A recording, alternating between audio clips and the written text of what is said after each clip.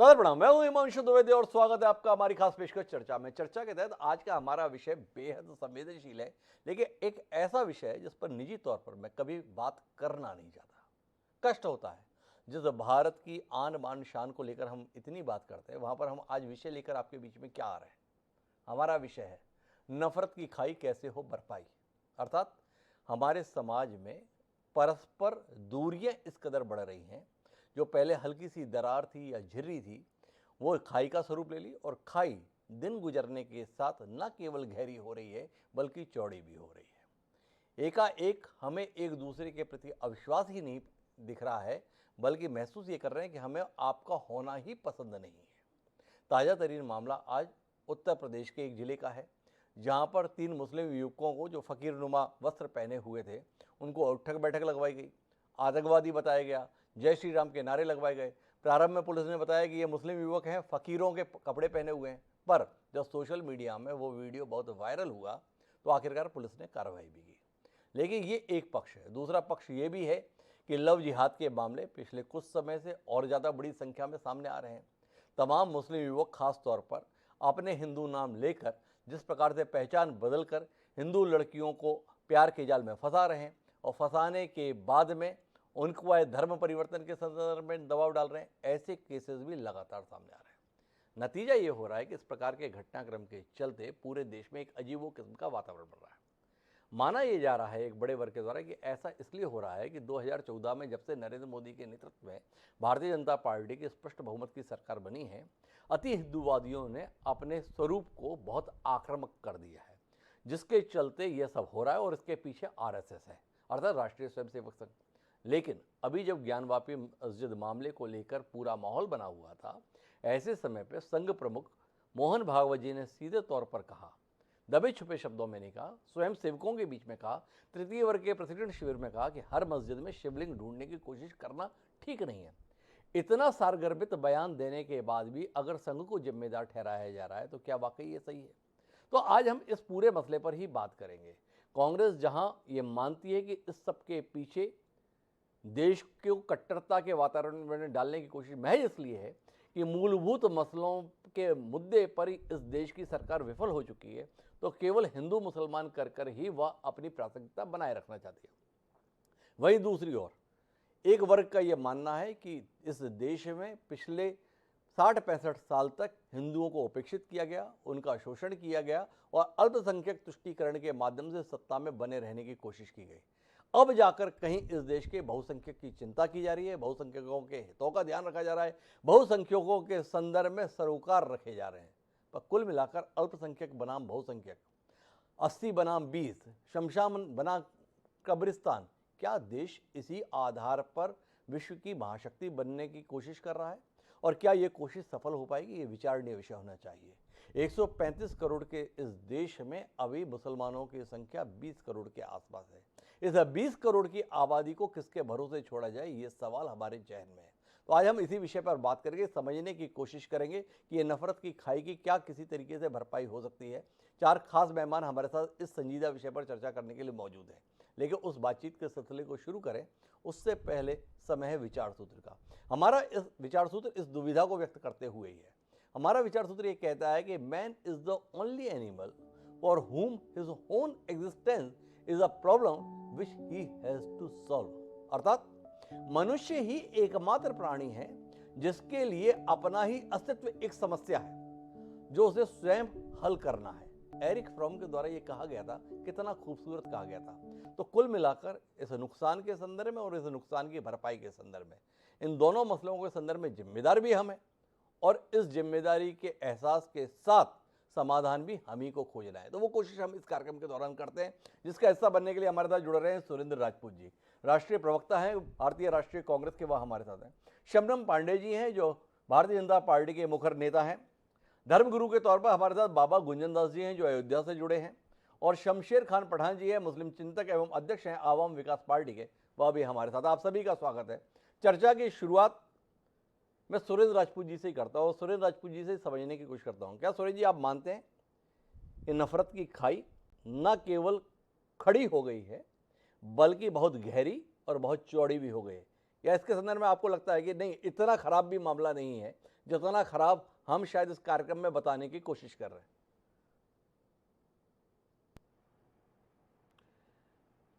कहते हैं ना कि समंदर ये तेरी खामोशी कुछ और कहती है, मगर साहिल पे टूटी कश्तियाँ कुछ और कहती हैं। और मेरी आंखों ने देखे इस शहर के कई मंजर, मगर अखबार की सुर्खियाँ कुछ और कहती हैं।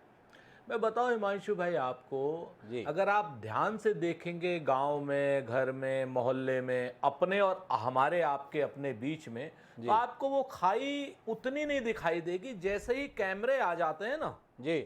वो कैमरे जो हैं वो खाई को बढ़ाने का भी, और आज की डेट में जो अपने आप की प्रसिद्धि पाने का एक जो तरीका चल रहा है कि किसी भी आदमी को, किसी भी हिंदू को या किसी मुसलमान को उसके कपड़े से पहचानो। मैं कल की डेट में मैं हरा कपड़ा पहन के, जोगिया पहन करके जाने लगूं तो कहीं कैमरा दिखाई देगा या लैपटॉप या मोबाइल से। वो लोग अपना वो करने के लिए इस तरीके की चीजें करते हैं, जिसका एक जो सबसे बड़ा, वो मैं बात बताऊं, जो फ्रिंज एलिमेंट्स जो अभी भारत सरकार ने कहा, जी। कल के फ्रिंज एलिमेंट्स आज के सत्ताधारक लोग हैं। जी। तो आज के जो फ्रिंज एलिमेंट हैं वो कल के सत्ताधारक होने की चाहत जी। उनको ये सब करने के लिए कह रही है।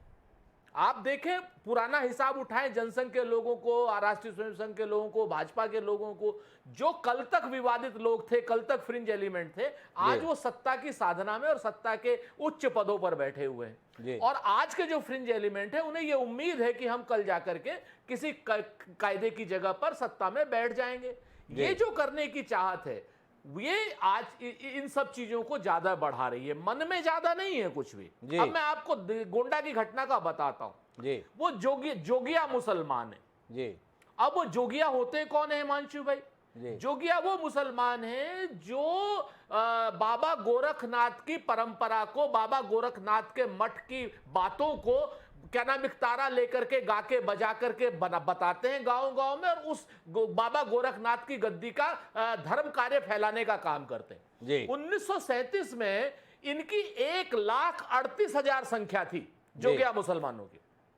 आप अगर ध्यान से देखें, गोरखनाथ मंदिर के जो आसपास सराउंडिंग में है, पूरा का पूरा जोगिया मुसलमानों का डेरा है। जी। लेकिन ये जो आज के लंपट एलिमेंट है, जिनको आप फ्रिंज एलिमेंट कहते हैं, ये लंपट लोग कल की डेट में कोई प्रधान बनने के लिए, कोई कॉर्पोरेटर बनने के लिए, कोई एमएलए बनने के लिए, कोई एमपी बनने के लिए, कोई सीएम बनने के लिए, कोई पीएम बनने के लिए, इस तरीके के नीच गंदे काम कर रहा है, जिससे दुनिया में हमारी छवि खराब हो रही है।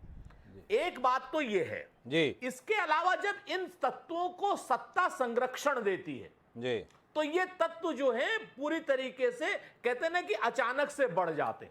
जी। जब आप ये इन तत्वों को आप संरक्षण देंगे, जब आपके बयान आएंगे, तब जब एक भारत की सरकार एक पाकिस्तान का वीजा मंत्री रखेगी, जैसे गिरिराज सिंह है, जी, जैसे साक्षी महाराज है, मैं नाम लेकर के कहता हूं और खुली बात कह रहा हूं, ये मैं राजनीतिक बहस नहीं कर रहा हूं, ये मैं सामाजिक बहस कर रहा हूं। जी। इसमें कुछ कमियां हम लोगों के यहां पर भी रही होंगी, हम ये मना नहीं करते। जी। लेकिन ये जो वीजा मंत्री आ जाते, जी, उसके बाद धर्मगुरु यति नरसिंहानंद, अब इसको तो धर्मगुरु कहें या अधर्म गुरु कहें, यति नरसिंहानंद को, जी, और जब धर्म संसदें चलने लगती है और उनको पुलिस प्रोटेक्शन मिलने लगता है, तो तब जो है कहीं ना कहीं खाई बढ़ने के तरफ बातें जाती हैं।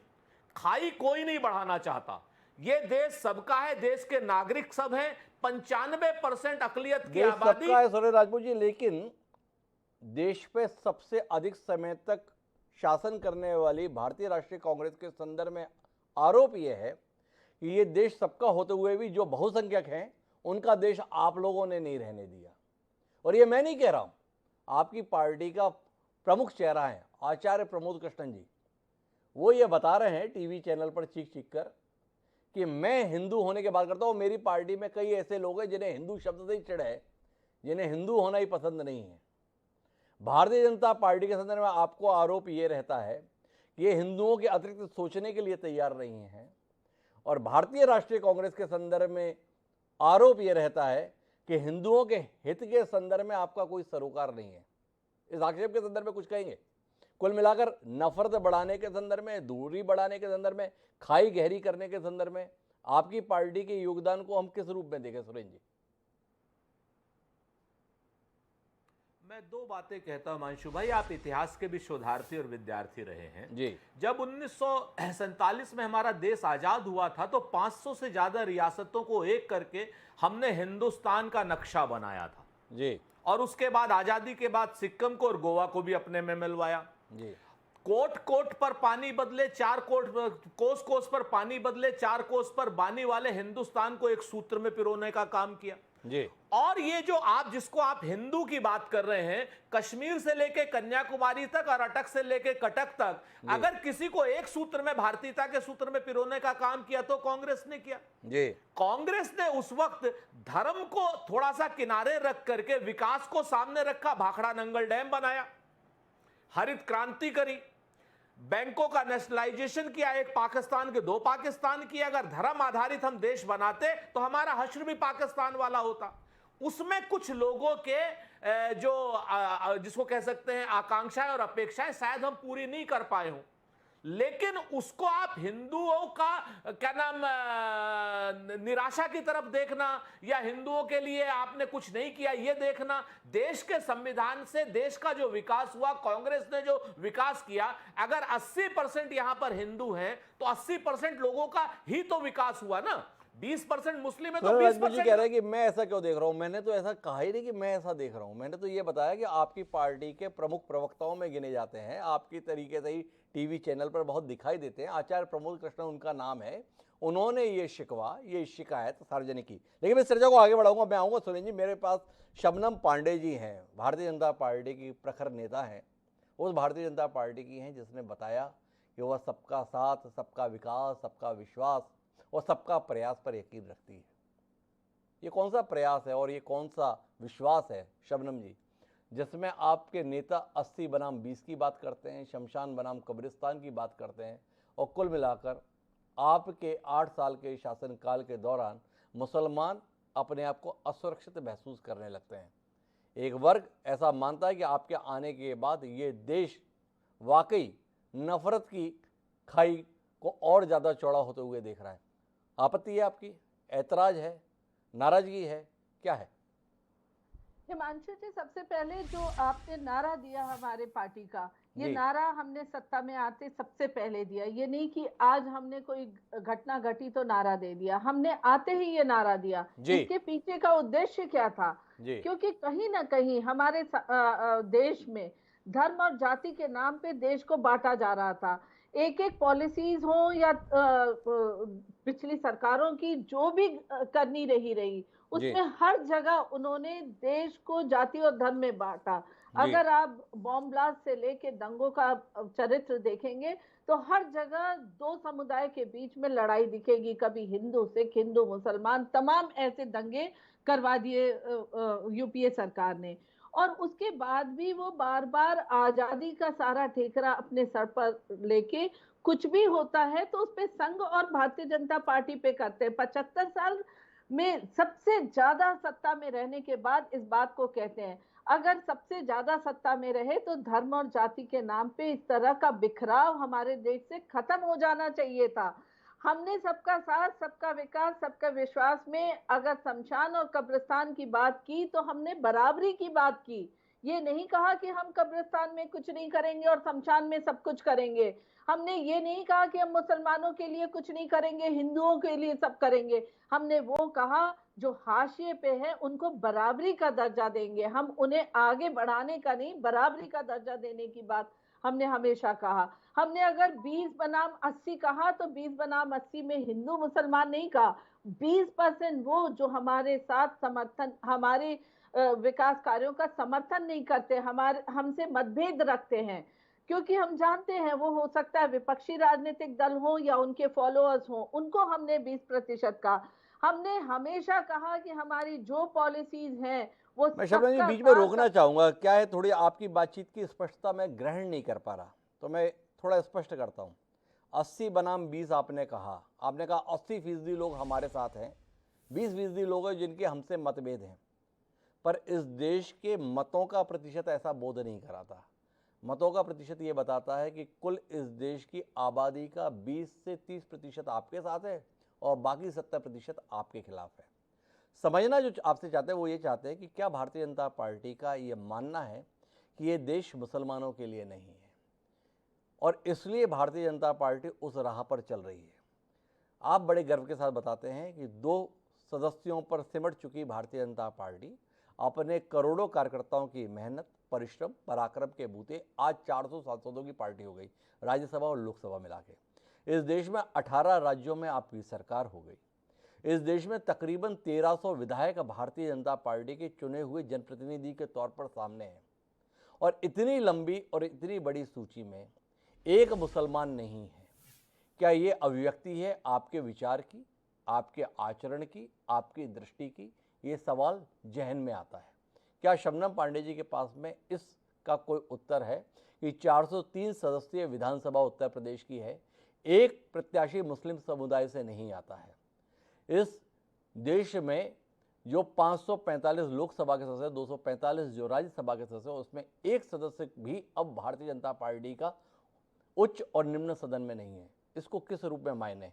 आपके नारे पे भरोसा करें या आपके किए हुए कार्यों पर भरोसा करें? सवाल है। हिमांशु जी, सबसे पहले कोई भी किसी पार्टी में होता है तो विचारधारा के साथ होता है।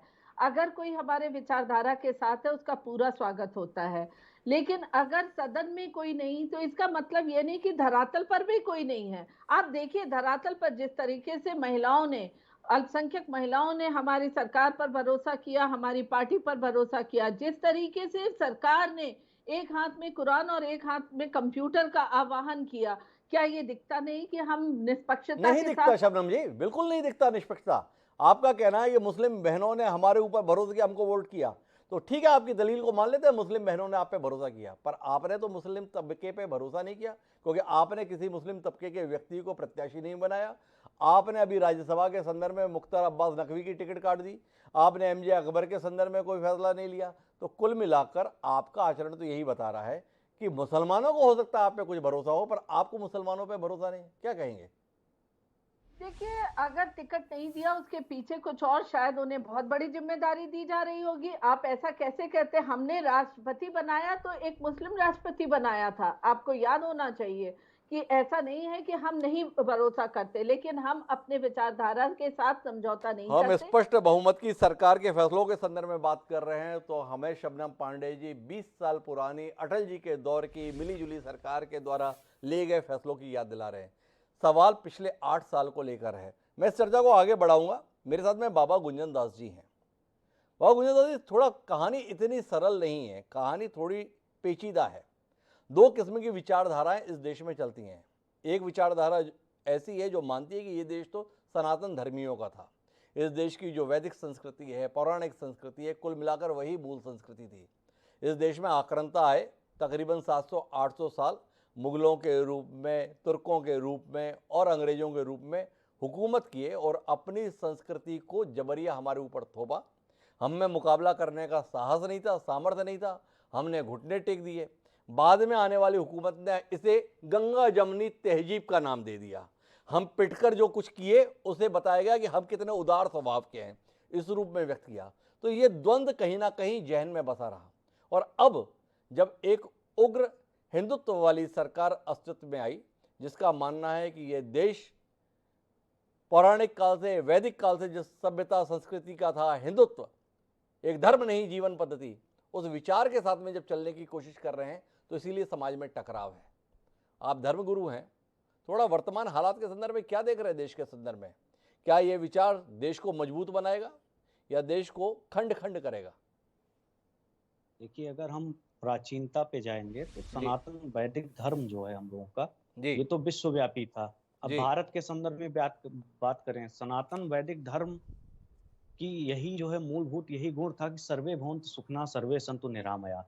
हमने धर्म, पंथ, मजहब के आधार पर भेदभाव नहीं किया। सबसे पहले जो मस्जिद या मॉस्क कहें केरला में हिंदू राजा ने ही बनने के लिए दिया। अब वर्तमान परिप्रेक्ष्य में जो ये चल रही है कि देखिए, कुछ लोग ये कहते हैं कि 2014 से पहले देश में आंशिक इस्लामिक शासन था, 2014 के बाद हिंदूवादियों की सरकार आ गई। मैं कहीं ना कहीं इस बात से पूर्ण रूप से तो सहमत नहीं हूँ, लेकिन मैं इसमें कांग्रेस और भाजपा में जाके दल विशेष में 2014 के पूर्व या उसके और पूर्व जाएं तो देश जब आजाद हुआ हमारा, तो देश आजाद हुआ था हिंदू मुस्लिम के नाम पे। जिन्ना जी ने एक मुस्लिमों के नाम पे एक अलग राष्ट्र की मांग की थी। उस समय फिर गांधी जी ने कहा कि जो इस देश में मुसलमान रहना चाहते हैं वो इस देश में रह सकते हैं। चलिए ठीक है, इस बात का भी स्वागत है। पाकिस्तान में फिर अल्पसंख्यक हिंदुओं की क्या उनके साथ दुर्दशा हुई, ये सब लोग देख रहे हैं। हिंदुस्तान में जो मुस्लिम है आजादी के बाद, क्या इनका विकास नहीं हुआ? ये सुख चैन से रह नहीं रहे हैं? और अभी जो 2014 के बाद जो मोदी जी की सरकार है, मैं कोई पक्षधर नहीं हूं, क्या इस सरकार में मुसलमानों के लिए कोई योजनाएं नहीं बनी? सबसे ज्यादा सरकारी योजनाएं, सर्वाधिक योजनाएं अगर कांग्रेस और हम तो, मेरे पास वो आंकड़ा तो नहीं है वर्तमान में, अगर देखा जाए तो मुस्लिमों के लिए मोदी सरकार में बनाई गई है कि इनकी शिक्षा के लिए, इनके विकास के लिए। अब कांग्रेस की बात करें, अभी जैसे सुरेंद्र सिंह जी कह रहे थे कि हमने उस समय जो है दरकिनार किया, हो सकता है कुछ लोग असंतुष्ट रह गए हों। मैं ये नहीं समझ पा रहा हूं, जब देश को आपने धर्मनिरपेक्षता का एक मोहर लगा दी, स्टाम्प लगा दिया कि हमारा देश धर्मनिरपेक्ष है और संविधान से चलेगा। आजादी के बाद जब हमारा संविधान भी हमारे देश में, जब हमारा गणतंत्र लागू हो गया, मुस्लिम पर्सनल लॉ बोर्ड की क्या आवश्यकता थी? मुस्लिम, आप एक महिला, मैं नाम भूल रहा हूं, याद नहीं है, उसके तलाक का मैटर था, उसमें सुप्रीम कोर्ट ने उसके पक्ष में फैसला दे दिया था। मैं नाम नहीं मुझे याद आ रहा है। प्रकरण मैं बता रहा हूं आपकी जानकारी के लिए बाबा जी। हाँ, कांग्रेस की सरकार थी। क्या मेरी आवाज जा रही है? जी बिल्कुल आ रही। कांग्रेस की सरकार थी, इन्होंने उस फैसले को पलट के कानून बना दिया। इस देश में अगर आप संविधान से चल रहे हैं तो स्पष्ट रूप से धर्मनिरपेक्षता की अगर आप बात कर रहे हैं तो उस धर्मनिरपेक्षता के विषय में मुस्लिम पर्सनल लॉ बोर्ड और आप, मैं बाबा गुजर जी थोड़ा गोल गोल बात नहीं करूंगा, साफ बात करूंगा। सबसे पहले तो आप ये बताइए, ये धर्मनिरपेक्षता के सिद्धांत को आप जैसा धर्मगुरु मान्यता देता है क्या? क्या इस देश में धर्मनिरपेक्षता के माध्यम से वाकई कोई काम बनता है, या आपको लगता है कि इस देश का अपना एक धर्म होना चाहिए? जो विभाजन हुआ था 15 अगस्त 1947 को, वो खाई तो तभी खुदी हुई थी, तभी तो विभाजन हुआ। विभाजन क्या हुआ? मुसलमानों को अलग देश चाहिए, अलग देश ले लिया। विभाजन किन के बीच में था? हिंदू और मुसलमान के संदर्भ में। 15 अगस्त 1947 को गलती हुई, क्या सुधार नहीं होना चाहिए? भारतीय जनता पार्टी ये गोल गोल बातें करती रहती है, क्या आपको नहीं लगता कि साफ बात होनी चाहिए? चाहते क्या हो? सबका साथ, सबका विकास, सबका प्रयास, सबका विश्वास, और मुसलमान को एक वोट नहीं, इसलिए नहीं क्योंकि प्रत्याशी बनाया ही नहीं। तो थोड़ा साफ बात करें बाबू गुजर जी, आप क्या मानते हैं?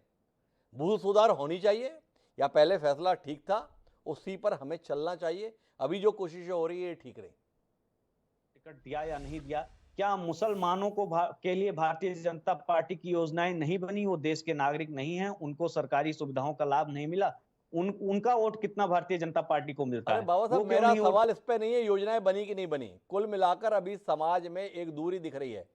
आप जैसा धर्मगुरु किस विचार के साथ है? क्या आप मानते हैं कि हमें इसी तरीके से चलने की जरूरत थी जैसा हम 65 साल चले, या अभी 8 साल जैसा हम भ्रम में चलते हैं, बोलते कुछ हैं करते कुछ हैं, या हमें एक स्पष्ट राय के साथ आना चाहिए? नारे लगाते थे भारतीय जनता पार्टी से जुड़े हुए अनुषंगी संगठन, संघ के तमाम, जो हिंदू हित की बात करेगा वही देश पर राज करेगा। राज हो गया, पर हिंदू हित के संदर्भ में बात करने में दाएं बाएं होते हैं। एक जरा सा इस्लामिक देशों ने फटकार क्या लगाई, अपने ही प्रवक्ता को निकाल बाहर किए, दूध में से मक्खी की तरह। हिंदू हित की बात करने वाले अचानक इस कदर सरेंडर कर गए। इसमें आप जैसे धर्मगुरु को आश्चर्य नहीं होता, क्रोध नहीं आता, आक्रोशित नहीं होते? प्राण जाए पर वचन न जाई वाला कहने वाला देश अचानक किस तरीके का व्यवहार कर रहा है?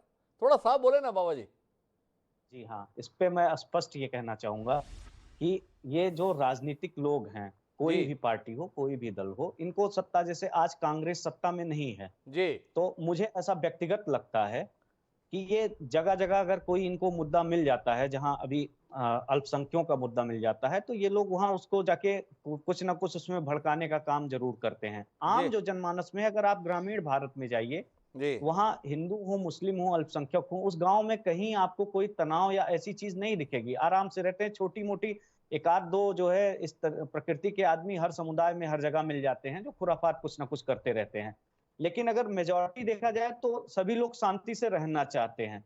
अब बात आएगी कि 47 के बाद जो आपने बात कहा, अगर कोई भी व्यक्ति या कोई धर्म हो या मजहब हो, अगर अतिवाद की बात करेगा आंख बंद करके, मैं ये नहीं कहूंगा टीवी डिबेट पे आके कि मैं बड़ा शांत प्रिय या इस टाइप में बात करूं। अगर धर्म क्या है, वास्तव में धर्म है कि हम हमारे जीवन जीने की पद्धति। सनातन धर्म कभी भी अन्य मजहबों को, अन्य पंथों को के ऊपर अपना धर्म, अपना मजहब, अपना धर्म थोपने की कोशिश सनातन धर्मावलंबी ने कभी नहीं की। या श्रेष्ठता की, या कौन श्रेष्ठ है कौन श्रेष्ठ नहीं है, इसकी बात कभी नहीं की। लेकिन अन्य पंथ और मजहब आए, मैं नाम नहीं लूंगा, जो भी आए, चाहे ईसा के आए, मूसा के आए, जिनके भी आए, इन्होंने कहीं ना कहीं अपने मजहब को फैलाने के लिए कहीं ना कहीं कहा साहब, सीधे तौर पे किया, तलवार के जोर पर किया, मंदिरों को उठा दिया, तलवारों के जोर पर या तो धर्म बदलो या जान दो, ये किया। आप कहने से इतना संकोच क्यों कर रहे हैं?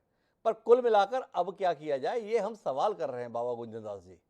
दाएं बाएं से आप बोलते हैं, आप जैसा धर्मगुरु भी अगर साफ बात कहने से गुरेज करेगा तो राजनेताओं से तो उम्मीद बची नहीं है। अब धर्मगुरु भी इतने सहमे सहमे से बात करेंगे तो बात कैसे बनेगी? हाँ, तो मैं वही कहना चाह रहा हूँ। और कहीं ना कहीं जैसे ईसाई मिशनरियों को ले लीजिए, तो पैसे के आधार पे पूर्वोत्तर भारत में देख लीजिए, तो इन लोगों ने अपने मजहब को, अपने पंथ को सनातन धर्मावलंबी पे थोपने की कोशिश की। जबकि सनातन धर्मावलंबी ने सभी लोगों का यहाँ सम्मान किया, स्वागत किया, उनको जमीन दी, उनको भोजन दिया, उनको रहने के लिए उचित व्यवस्था दी, सभी का स्वागत किया। अब इस मानसिकता के साथ आज देश की स्थिति ऐसी क्यों है? मुस्लिम आबादी आज 20 करोड़ है। अलगाववाद की बात जो भी उनके नेता, कोई व्यक्ति ये नहीं कहता है कि हम, जब आप भी 95% तो मुसलमान कहीं ना कहीं कन्वर्टेड हैं। वो पहले हिंदू थे, तलवार के दम पे, लालच में, या जैसे भी वो मजहब, अपना धर्म बदल लिए, मजहबी हो गए। उनको अगर आक्रांताओं की बात करें कि जब देश में इस्लामी शासन था, आक्रांताओं ने जो जुल्म किए हैं, जो मंदिर मस्जिद या प्राचीनतम जो हमारे जो है इतिहास की जो चीजें हैं उसमें छेड़छाड़ की गई, तोड़ फोड़ किया गया, हमारे धर्म स्थलों को तोड़ा गया, अगर स्वेच्छा से एक आम सहमति इसमें कोर्ट की या वाद विवाद की इसकी स्थिति ना बने, स्पष्ट रूप से अगर सत्य का साथ दें, आज भी देश के सभी नागरिक अगर सत्य के साथ खड़े हो जाएं तो देश की समस्त समस्या खत्म हो जाए। सत्य के साथ खड़े हो जाएं तो समस्या खत्म हो जाए। और सत्य क्या है? सत्य यह है कि आपकी जितनी मस्जिदें बनी हैं सारी मंदिर को ध्वस्त करके बनी हुई हैं, उन सबको आप हमारे हवाले कर दीजिए, देखिए कोई समस्या नहीं रहेगी। एक विचार है, मेरे साथ में शमशेर खान पठान जी हैं, ये विचार आपको कितना क्रांतिकारी, कितना व्यवहारिक दिखाई दे रहा है पठान साहब? और इस दिशा में क्या कदम उठाने की उम्मीद आपके समुदाय से कर सकते हैं? बाबा गुंजन दास जी चाह रहे हैं भाई अपनी गलतियों को सुधारिए, ठीक कीजिए। हिमांशु जी, आज की हालात के जवाबदार मैं बीजेपी को नहीं मानता हूं जी, मैं धर्मगुरु को मानता हूं। जी, जवाबदार सिर्फ और सिर्फ कांग्रेस है खाली। जी, 2014 से पहले आरएसएस और परिवार जी, 16 बम धमाके में अरेस्ट है पूरे, 16 bomb blast arrested on chargesheet, जी, 4 जगह पे कन्विक्शन हुआ है जी, तब भी ये नालायक कांग्रेस ने उनको बैन नहीं किया, जी, पूरा बढ़ावा दिया पूरा उनको। जी, आप आपका हिंदू एजेंडा चलाइए, छुपा एजेंडा चलाया कांग्रेस ने, बीजेपी ने कैरी किया उसको आगे। जी, culprit is Congress not BJP. जी, अगर मुझे वोट का पावर दे बीजेपी या Congress, I vote to BJP not Congress. जी, ये बर्बादी की वजह कांग्रेस है। जी, कुछ मुसलमान का अच्छा उन्होंने कुछ नहीं किया। बता दे मुझे क्या मुसलमान के लिए क्या उन्होंने 70 सालों में? राजपूत जी बताइए, एक दो स्कीम बताइए। चलिए मैं पूछता हूं आपसे, 15 अगस्त 1947 को इस देश में कितने मुसलमान थे और आज इस देश में कितने मुसलमान हैं? ये सवाल इसलिए है शमशेर खान पठान जी आपसे कि ये प्रश्न पाकिस्तान में किया जाता है कि 15 अगस्त 1947 को पाकिस्तान में कितने हिंदू थे और आज पाकिस्तान में कितने हिंदू बचे हैं। अगर कांग्रेस ने वाकई कुछ नहीं किया होता आपके संदर्भ में और आपको सुरक्षा नहीं मिली होती इस देश में, तो क्या जो एक बड़ी आबादी मुस्लिम समुदाय की देश में दिखती है वो रह पाती? तो आप कैसे खारिज कर दे रहे हैं? आपका आवाज नहीं आ रही आपकी। मैंने एक तर्क दिया, वो तर्क ऐसा नहीं है जिसकी आवाज आप सुन ना पाए। मेरा सीधा सवाल यह है कि 15 अगस्त 1947 को इस देश में कितने मुसलमान रहते थे जिसका नाम भारत है, और अब कितने मुसलमान हैं? 15 अगस्त 1947 को पाकिस्तान में कितने हिंदू थे और अब कितने हिंदू बचे हैं? तो कुल मिलाकर इस देश ने ऐसा माहौल दिया जिसमें मुसलमान तबका एक बड़ी संख्या में यहां पर महफूज तरीके से रह पाया। तो इसमें कांग्रेस के योगदान को खारिज करेंगे आप? Jinnah wanted to become PM and Nehru wanted to become PM. जी इनको PM बनाने के लिए ये हिंदुस्तान पाकिस्तान किया गया. जी Not in the name of religion. No Muslim wanted Pakistan. जी और चॉइस दिया गया था, जिसको जाना है जाओ, जिसको जी रहना है रहो. तो मैक्सिमम लोग इंडिया में रह गए, भारत में. हिंदुस्तान नहीं है ये. जी आप हिंदुस्तान बोलना छोड़िए, जी ये इंडिया है और भारत है एज पर कॉन्स्टिट्यूशन. जी आप लोग संविधान का मजाक करते हैं हिंदुस्तान बोल के. जी अगर है दम तो आप संविधान में हिंदुस्तान लिखिए और जी बुलाइए हिंदुस्तान. आप जी ये भारत है और इंडिया है, ये जी हिंदुस्तान नहीं है. जी सबका देश है ये. जी और इसको पॉलिटिकल तरीके से बांटा गया था, धर्म के नाम पे नहीं बांटा गया था. वरना जी इतने मुसलमान क्यों रहते हैं आज जी इंडिया में? इतने मुसलमान नहीं रहते ना, सब चले गए तो पूरे के पूरे. जी लेकिन जाने से मना किया. पता है कि मेजोरिटी हिंदू यहाँ पर है, वो अच्छे हैं, हमारे भाई लोग हैं, हम उनके साथ में रहेंगे और रह रहे हैं हम अभी तक के. जी तो पठान साहब, हमने आपको उसे लगता है कि गलती की आपके पूर्वजों ने जो यहाँ पर रहने का फैसला किया? आज जिस प्रकार का वातावरण बन रहा है उसमें क्या महसूस करते हैं? पाकिस्तान के हालात आपको ज्यादा अच्छे लगते हैं या भारत के हालात आपको ज्यादा अच्छे लगते हैं? कितने अतिरेकी हो गई है ये आरएसएस और ये संघ परिवार है. ये 60 लाख लोग है जी जो ऑफिशियली टेररिस्ट है, जो जी ये सब माहौल बना रहे हैं. जी इनसे हम लड़ेंगे, इनसे हम. जी मेरे बाकी हिंदू भाइयों से मेरा शिकायत नहीं है जी यार. Very good. जी अभी हर एक ने बताया कि गांव में जाइए, सब मोहब्बत से रहते हैं, तो माहौल है. जी लेकिन 60 लाख जो ये अतिरेकी संघ परिवार जो है, वो उनका वो एजेंडा हेड का चला रहा है. आप संघ के संदर्भ में बात कर रहे हैं. एक तरफ आपके ओवैसी हैं जो हमेशा भड़काने की बात करते हैं, दूसरी तरफ मोहन भागवत हैं जो बयान दे रहे हैं कि हर मस्जिद में शिवलिंग नहीं ढूंढना चाहिए. भाषा किसकी ज्यादा ठीक है? भाषा कौन ज्यादा ठीक बोल रहा है? ओवैसी ठीक बोल रहे हैं या भागवत ठीक बोल रहे हैं? पंतप्रधान टपुरी की तरह बात करता है. आज यहाँ खुदा है, कल वहां खुदा है, परसों वहां खुदेगा, सब खुदेगा. पंतप्रधान की भाषा है ये. टपोरी आदमी किसके क्या संदर्भ में बोल मैसेज रहे दे हैं? रहा हो? लास्ट वीक ओनली इसका भाषण सुना मैंने. प्राइम मिनिस्टर ऐसी बात कर रहा है रोड साइड आदमी की तरह. आपने सुनोगे शायद. जी आज यहाँ खुदा है, कल वहां खुदा है, जहां नहीं खुदा है वहां खुदेगा. प्राइम मिनिस्टर ये लेवल का क्या देश का विकास करेंगे आदमी? क्या सब कुछ हाथ में लेके चलेगा? तो ऐसे में विकल्प क्या है? शमशेर खान पठान जी, थोड़ा समाधान के संदर्भ में भी सोचिए, क्या होना चाहिए? भाईचारा बढ़ाइए, आप खत्म करिए जात पात का. आरएसएस को बैन कीजिए, पूरे जी। जितना भी संघ परिवार बैन कीजिए.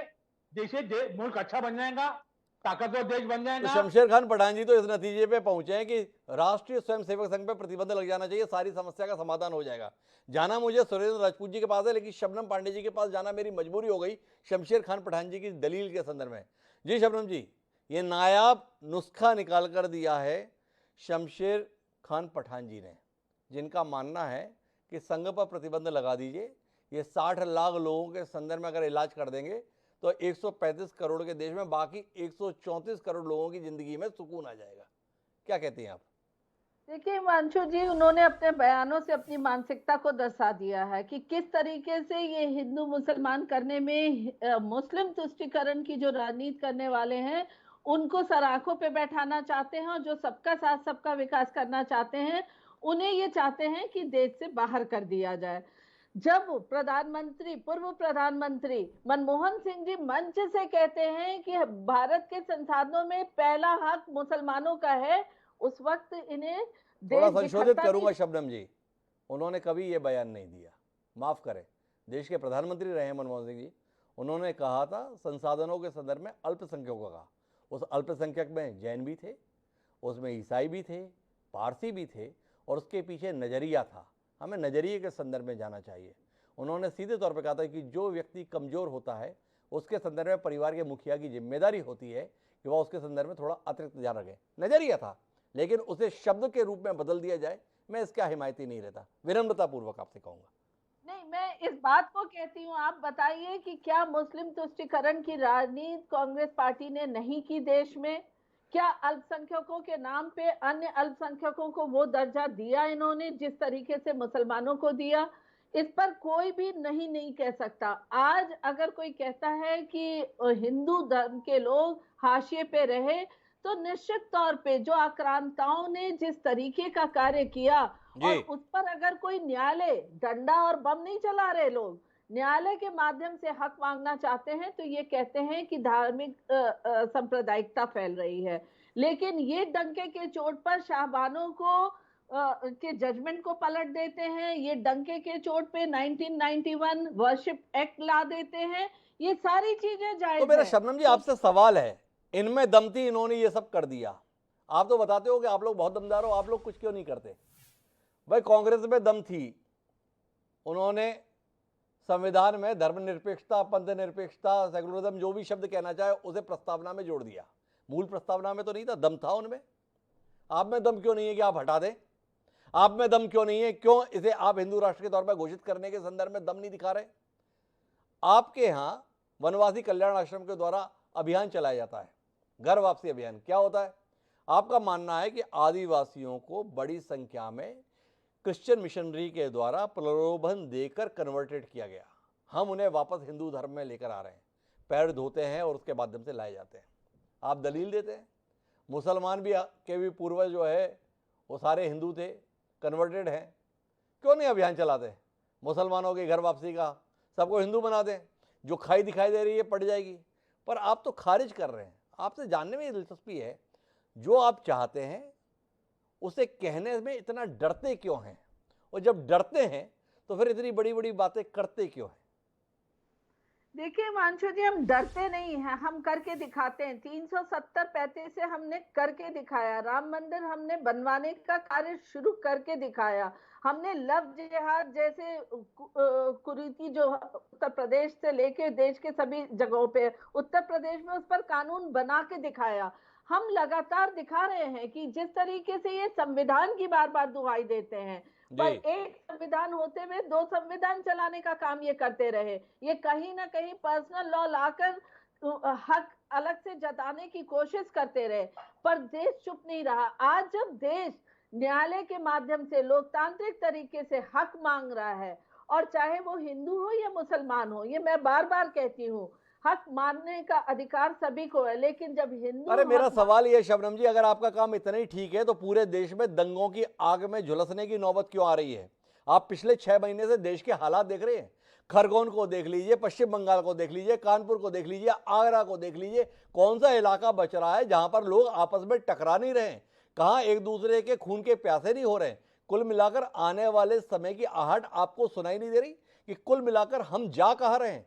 ये दौर जहां पर बात होनी थी दुनिया में तरक्की के संदर्भ में, हम हिंदू मुसलमान के संदर्भ में वापस पुराने दौर में लौट रहे हैं।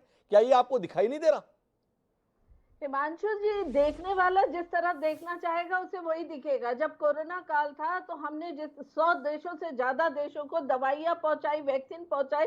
हम हर वक्त विश्व में हर किसी को मदद करने के लिए और देश में एकजुटता के साथ कानून व्यवस्था को लाने में पता नहीं शबनम जी, आप कोरोना पे जाना चाहती हैं। कोरोना के दौर में हमने देखा कि एक मरकज को पूरी के तरीके पे जिम्मेदार ठहरा दिया आपने। तो कुल मिलाकर एक अभियान चल गया कि इस देश में अगर कोरोना आया है तो वो नई दिल्ली में जो हजरत निजामुद्दीन के पास में एक मरकज था, उसी के कारण से पूरा कोरोना मानो देश में आ गया।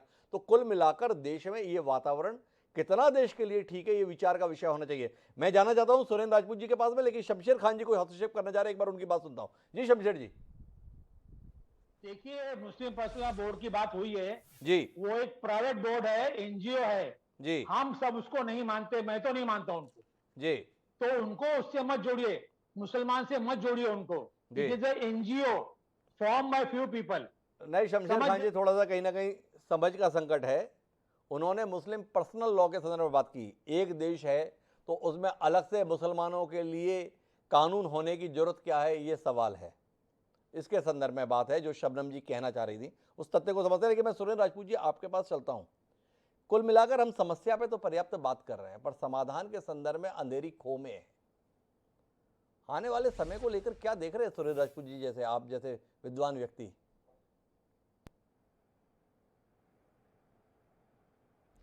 हिमांशु भाई, कहते हैं ना कि जो आदमी काम करता है उसी के ऊपर सबसे ज्यादा पत्थर पड़ते हैं। जो फल का पेड़ है उसी के ऊपर पत्थर पड़ेंगे, बांझ पेड़ों के ऊपर तो पत्थर पड़ते नहीं। तो हम लोग तो दोनों तरफ से पत्थर खाते हैं। कहते हैं ना कि पत्थर मुझे कहता है मेरा चाहने वाला, मैं मोम था उसने मुझे छूकर नहीं देखा, आंखों में रहा दिल में उतर कर नहीं देखा, कश्ती के मुसाफिर ने समंदर नहीं देखा। दोनों धर्मगुरु बैठे हैं और दोनों से पत्थर कांग्रेस खा रही है, वो आपके सामने है।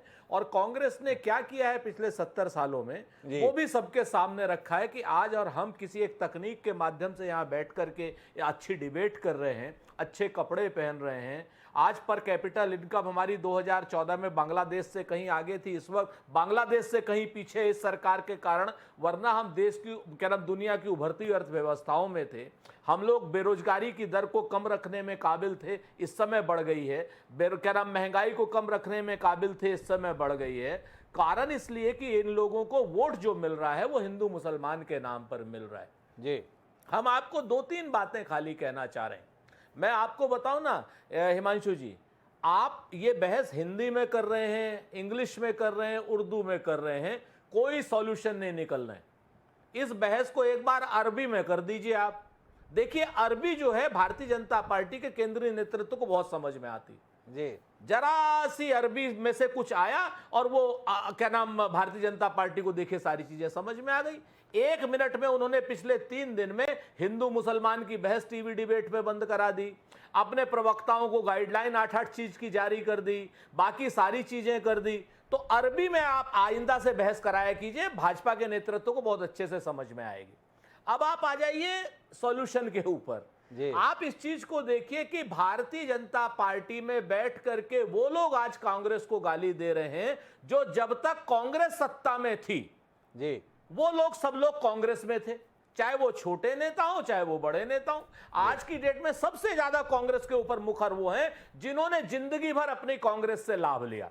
जी अब मैं आपको बताऊं यहां पर सॉल्यूशन की आप बात कर रहे हैं, सिर्फ और सिर्फ आज भारतीय जनता पार्टी कहती है कि साहब मुसलमानों को योजनाओं में लाभ मिल रहा है।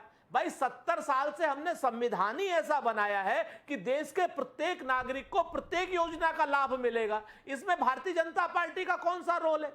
जब आप राजनीतिक भागीदारी नहीं दे सकते, जब आप सामाजिक भागीदारी अल्पसंख्यक को नहीं दे सकते और उसके पीछे मिसकोट करेंगे, तो आप जैसा सुधी पत्रकार बैठा था मनमोहन सिंह जी की सही बात बता दी, वरना देश में 100 में से 90 पत्रकार इसी बात को कैरी करते हैं कि क्या नाम मनमोहन सिंह जी का वो बयान था, जो बयान आज आपने बिल्कुल clear cut Bharatiya Janata party के विद्वान नेता को भी और पूरी दुनिया को भी सामने रखा।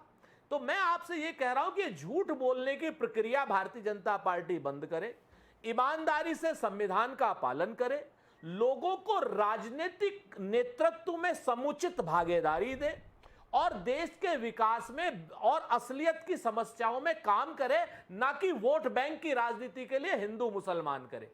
1 मिनट में समस्या सॉल्व हो जाएगी। हम मानते हैं, हम बहुत स्पष्ट रूप से, हमारी गलती थी शाहबानो प्रकरण पे, हमने उसको एडमिट किया, हमारी गलती थी इमरजेंसी, हमने उसको एडमिट किया, क्षमा मांगी।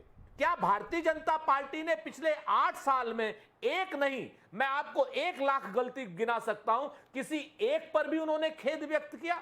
जब जिस समय पूरे कोरोना काल की बात कर रही है भारतीय जनता पार्टी की प्रवक्ता, जिस वक्त ट्रेनें चलानी थी उस वक्त ट्रेनें रोक करके हजारों मजदूरों को मार दिया, और जिस वक्त ट्रेनें रोकनी थी स्प्रेड ना हो वो, उस वक्त आपने ट्रेनें चला दी, पूरे देश को कोरोना से ग्रसित कर दिया। क्या एक बार भी क्षमा मांगी भारतीय जनता पार्टी ने? नहीं। क्या नोटबंदी के लिए क्षमा मांगी भारतीय जनता पार्टी ने? नहीं। क्या जीएसटी के पुअर इंप्लीमेंटेशन के क्षमा मांगी भारतीय जनता पार्टी ने? नहीं। क्या अपने प्रवक्ताओं के द्वारा हिंदू मुसलमान की खाई बढ़ाने के लिए क्षमा मांगी? नहीं।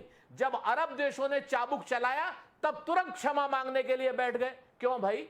ये कांग्रेस के लोग, भारतीय लोग, हिमांशु जी जैसे लोग जब आपको कह रहे हैं उनकी बात नहीं मानेंगे, सिर्फ बाहर के लोगों की आप बात मानेंगे? क्या है ये? सुरेंद्र राजपूत जी के बड़े ही मौजूद सवाल हैं। उनका कहना है कि हम लोग चीखते रहे, चिल्लाते रहे, बताते रहे, गुहार करते रहे, हमारी बात पर आपने बिल्कुल ध्यान नहीं दिया, और बाहरी मुल्कों ने जैसे ही बोला तो तुरंत आपने अपनी भाषा भी बदल ली और चाल भी बदल ली। जाना मुझे बाबा गुंजन दास जी के पास है, लेकिन शबनम जी सारा मामला आपके पास आकर रह गया, तो मेरी जिम्मेदारी बनती है कि इसका उत्तर आपसे लूँ। आपकी सारी दमदारी और खुददारी दांव पर लग गई सुरेंद्र राजपूत जी की दलील के चलते। कुछ कहेंगे? सॉल्यूशन निकाल सकते हैं। जब इनके प्रधानमंत्री, पूर्व प्रधानमंत्री मन से कहते थे कि 1 रुपए जाता है, 85 पैसा रास्ते में खा जाते हैं, 15 पैसे पहुंचते हैं, ये 1 मिनट में नहीं निकाल पाए, पर आज के प्रधानमंत्री ने 1 मिनट में निकाल दिया। डीबीटी के माध्यम से सब जाता है। ये चुपचाप बिचौलियों को खाने के लिए, देश में बिचौलियों का राज करने के लिए बैठे रहे और आज की सरकार पे ये सारा दोषारोपण करते हैं। ये अरबी, फारसी, पता नहीं कौन कौन से देशों के सभी बातों को ये अहमियत देते हैं, उस पर इतराते हुए दिखते हैं। इतराते दिखते हैं कि यूएस ने क्या कह दिया ह्यूमन राइट पे और इस्लामिक देश ने क्या कह दिया ह्यूमन राइट पे।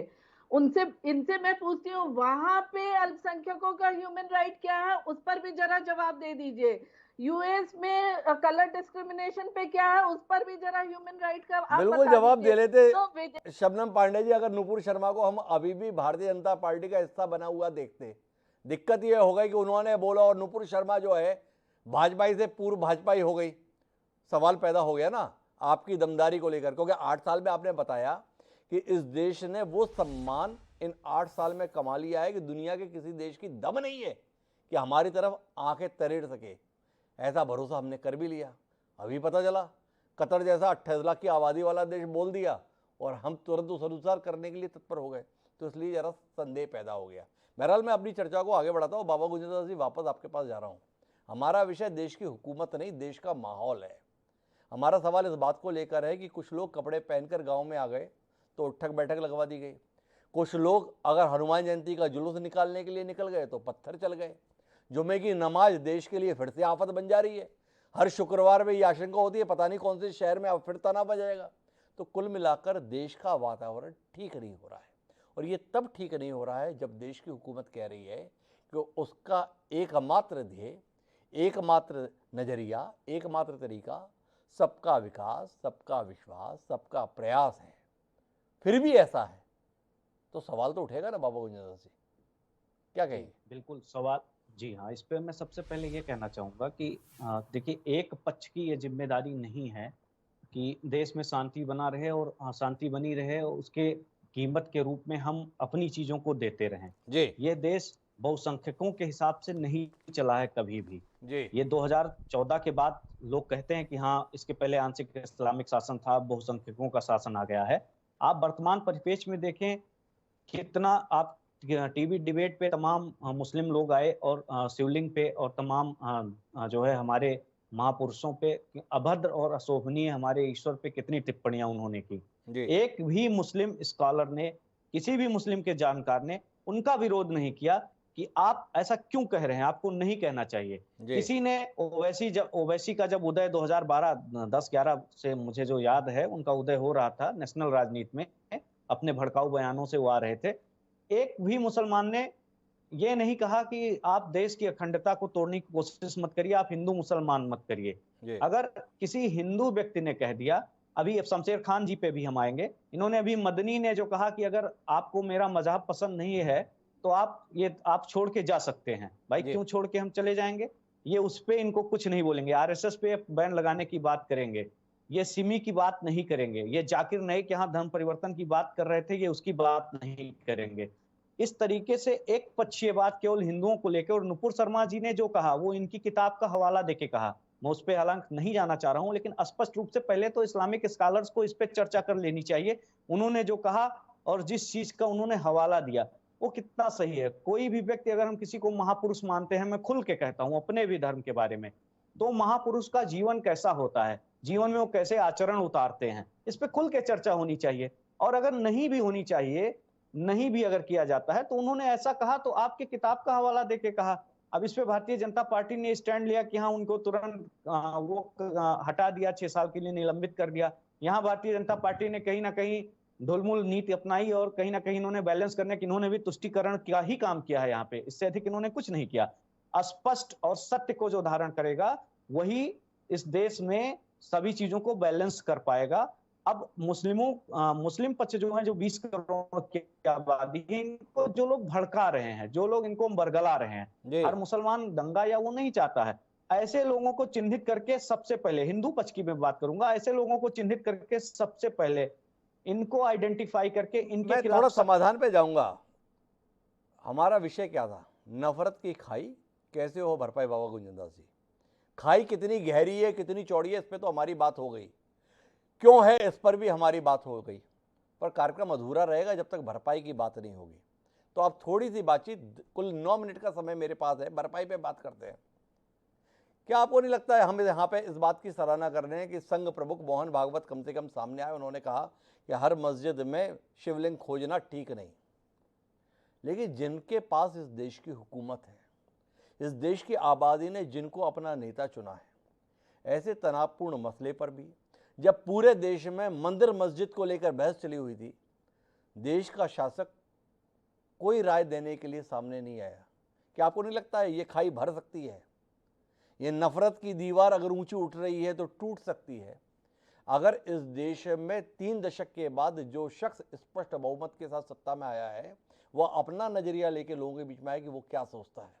क्या वो चाहते हैं कि इस देश की सारी मस्जिदों को खोदा जाए और उनमें मंदिरों की वापस पुनर्स्थापना हो? अगर ऐसा है भी तो उन्हें अपना नजरिया साफ करना चाहिए। क्या आपको नहीं लगता है कि शासक का मौन बने रहना इस खाई को इस संदर्भ में बढ़ाने का, गहरा करने का काम कर रहा है? देखिए, मैं इस पे जो शासक हैं उनके ऊपर कहीं ना कहीं हमसे ज्यादा जिम्मेदारी है। वो चीजों को और बेहतर ढंग से हो सकता है समझते हो, ज्यादा अच्छे इनपुट्स आते हैं उनके पास। हम आप बैठ के टीवी में डिबेट कर सकते हैं उचित समय पे। हर चीज का एक समय होता है। हमने अपने पिताजी से, मान लीजिए, हमने बचपन में मांगा हमको बाइक दे दीजिए, हम हाई स्कूल में थे, उस समय उन्होंने डांट दिया, फटकार दिया। हमें जिस चीज की जब आवश्यकता होगी तो हमारे मुखिया वो चीज उस समय पे कर देंगे। माननीय प्रधानमंत्री जी को चुप्पी, हालांकि अभी उनकी चुप्पी थोड़ा विस्मयजनक है, लेकिन किस लिए चुप्पी है, वो क्या सोच रहे हैं, हो सकता है इसका बहुत बेहतरीन कोई चीज समाधान लेके वो सामने आए कुछ दिनों में। और इसके लिए थोड़ा सा धैर्य धारण करना चाहिए। नरेंद्र मोदी ने अपनी जिंदगी में यही कमाया है देश के प्रधानमंत्री के तौर पर, कि कुल मिलाकर लोगों का भरोसा इतने तमाम घटनाक्रम के बाद भी उनके प्रति बना रहता है। बाबा गुंजनदास जी कह रहे हैं कि विस्मय है उनकी चुप्पी को लेकर, लेकिन मैं उम्मीद कर रहा हूं कि जब वो बोलेंगे तो शायद कुछ बेहतर समाधान लेकर बोलेंगे। तो ऐसा धर्मगुरु होने के बावजूद भी बाबा गुंजनदास महसूस करते हैं। पर शमशेर खान पठान जी भी क्या देश की हुकूमत के मुखिया के संदर्भ में यही नजरिया रखते हैं? तो उन्हें लगता है कि जब भी वह आएंगे कोई समाधान लेकर आएंगे?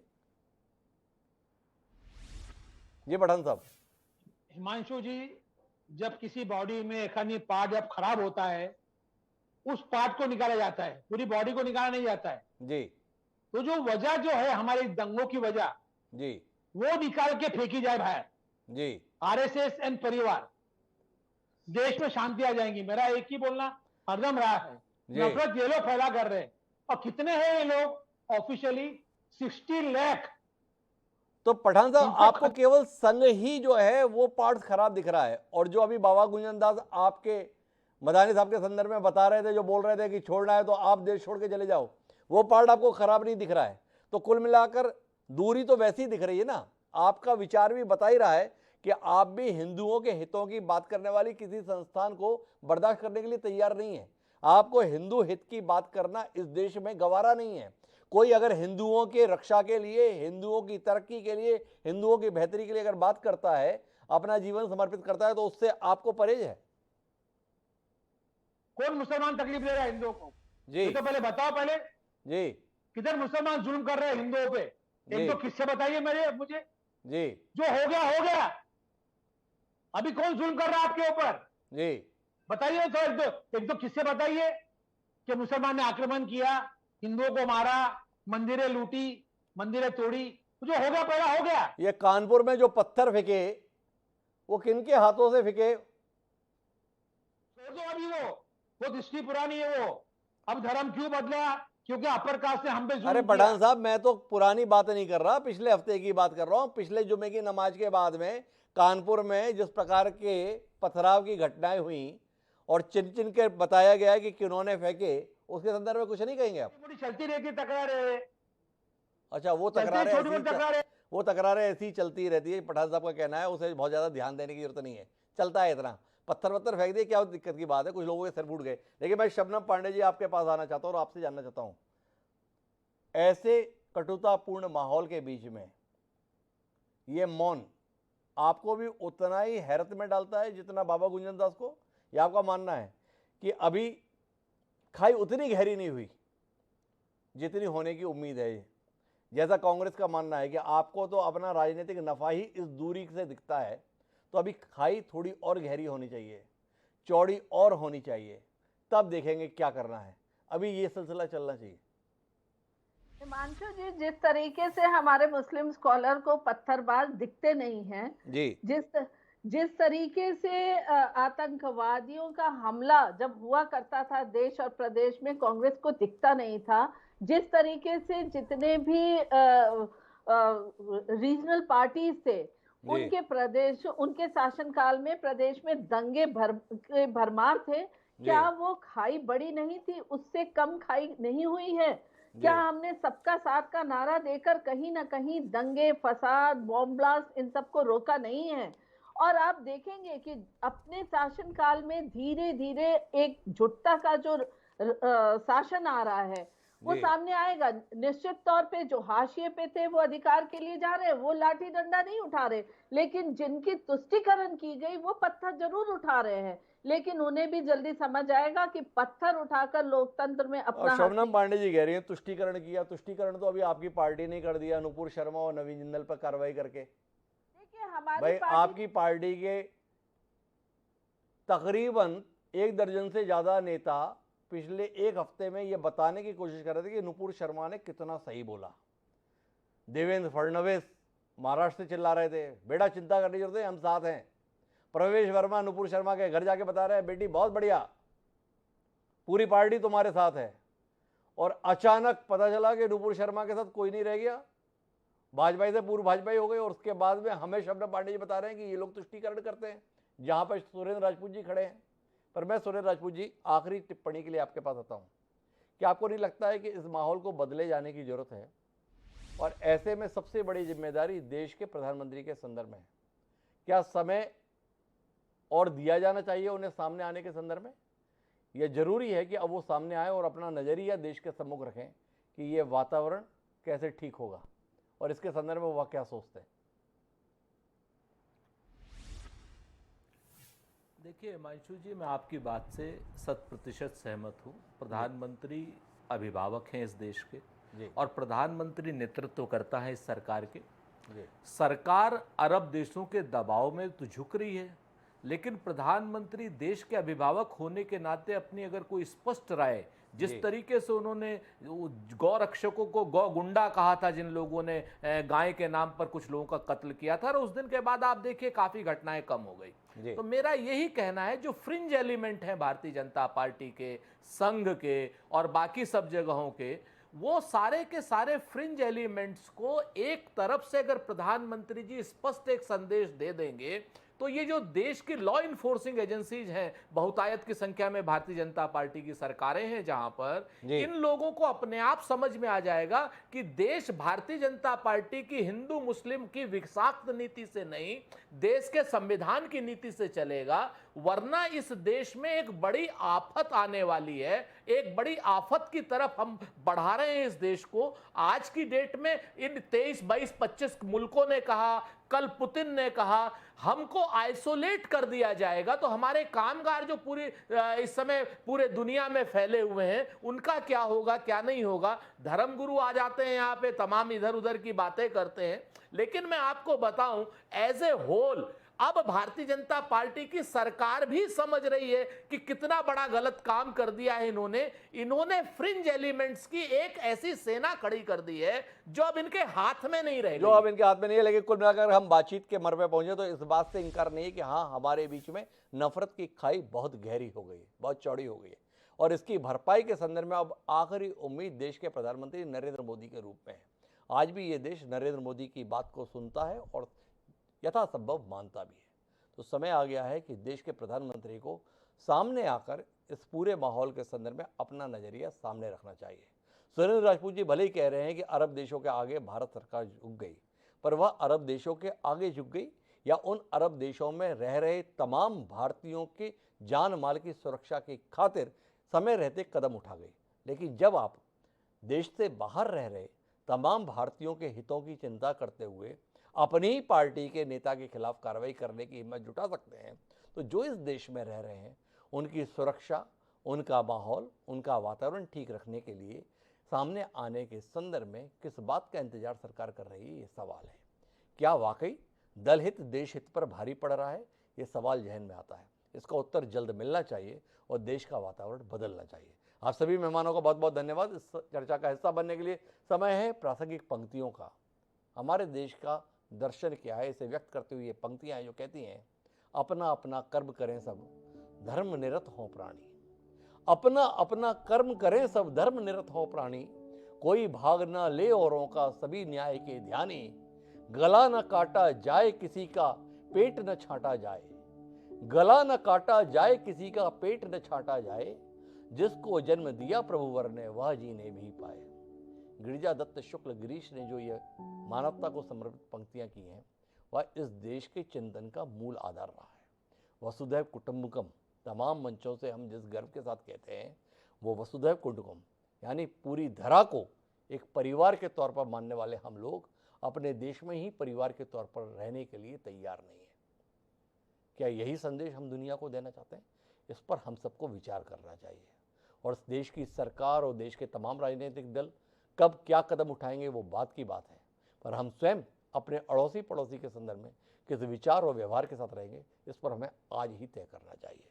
यही इल्तिजा आपसे इस कार्यक्रम के तहत। अब मुझे दीजिए याद, कल फिर मिलेंगे नए विषय के साथ। तब तक के लिए सदा प्रणाम।